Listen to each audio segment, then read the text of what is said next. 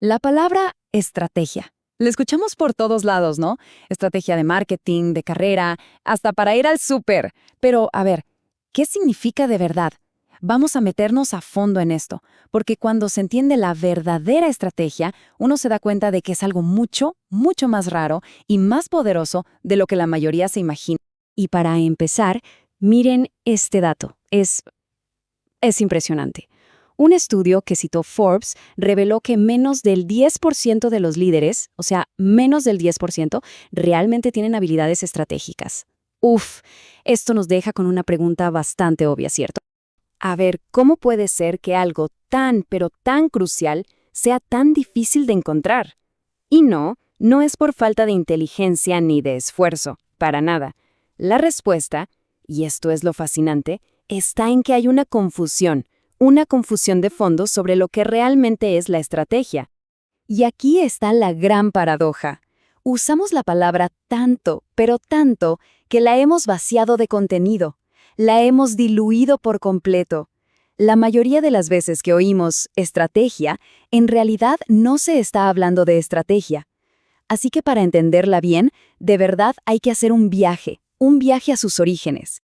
Bueno, el concepto de estrategia, tal como lo conocemos hoy, nació en un lugar muy específico, el campo de batalla. Y si queremos entender su esencia, no hay mejor guía que un general prusiano, Karl von Clausewitz. Lo increíble de él es que no nos dejó fórmulas mágicas ni recetas.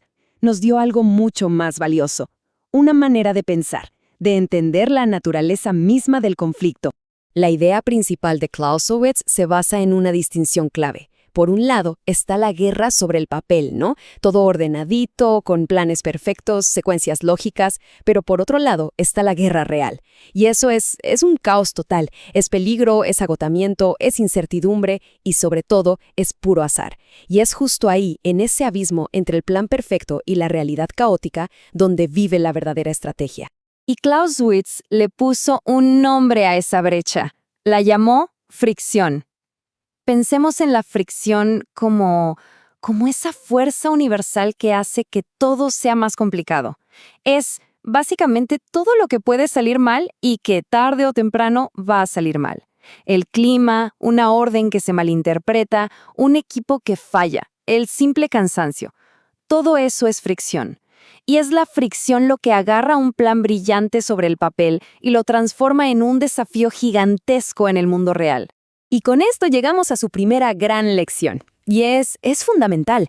La estrategia no arranca con un plan genial, arranca con un diagnóstico honesto. Lo primero es entender a fondo la naturaleza del desafío. ¿A qué nos enfrentamos realmente? Sin ese primer paso, cualquier plan que venga después está simplemente destinado a fallar. Y para ayudar con ese diagnóstico, Clausewitz nos dejó un modelo que es la verdad brillante, la maravillosa Trinidad. Él decía que todo conflicto es una interacción dinámica de tres fuerzas. Por un lado, la pasión, el odio, esa energía del pueblo. Por otro, el azar y la probabilidad, lo que manda en el campo de batalla. Y, finalmente, la razón, fría y calculadora, del gobierno. Una buena estrategia tiene que saber navegar y equilibrar estas tres fuerzas al mismo tiempo. Muy bien, ahora, ¿cómo aterrizamos estas ideas de hace siglos al mundo de hoy, al de los negocios? Bueno, pues hay un pensador, Richard Rummelt, que ha hecho una adaptación brillante de las ideas de Clausewitz. Nos ha dado un marco, una estructura súper clara para identificar lo que es una buena estrategia. A ver, para Rummelt, la estrategia no es solo tener una meta o una visión bonita, no, es algo mucho más tangible. Es la unión perfecta entre el pensamiento y la acción. No se trata nada más de decir qué se quiere lograr, sino de definir cómo exactamente se van a superar los obstáculos para llegar ahí. Debe tener una estructura, ¿saben? Como un esqueleto lógico que lo sostenga todo. Y a ese esqueleto él lo llama el núcleo. Tiene tres partes muy claras. Primero, un diagnóstico. Pero ojo, no una lista de 1000 problemas, sino la identificación del desafío crítico, del problema central. Segundo, una política orientadora, o sea, el enfoque general que vamos a usar para atacar ese problema. Y tercero, un conjunto de acciones coherentes, pasos específicos y coordinados que ponen en marcha esa política. Entonces, el punto clave, el que hay que recordar es este. La estrategia no es una lista de deseos. No es queremos aumentar las ventas o queremos ser el número 1. No, es un diseño. Es la creación de un camino inteligente para navegar la complejidad, la fricción y la competencia. Se trata de concentrar toda la energía en el punto donde de verdad importa. Pensemos en un ejemplo clásico. Steve Jobs cuando volvió a Apple. La compañía estaba a punto de quebrar. A ver, apliquemos el núcleo de Rumelt. ¿Cuál era el diagnóstico? La tremenda complejidad de su catálogo de productos los estaba hundiendo. La política orientadora, simplificar. Simplificar radicalmente para poder sobrevivir. Y la acción corriente, cortar casi todo. Pasar de 15 líneas de productos a enfocarse en solo una. En su momento sonó a locura total, ¿no?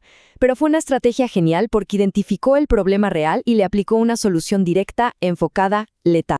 Ahora bien, tan importante como saber qué es una buena estrategia es saber reconocer una mala, porque la mala estrategia no es nada más la ausencia de una buena, no, tiene sus propias características, sus propias señales de alerta que una vez que las conocemos se vuelven muy fáciles de detectar.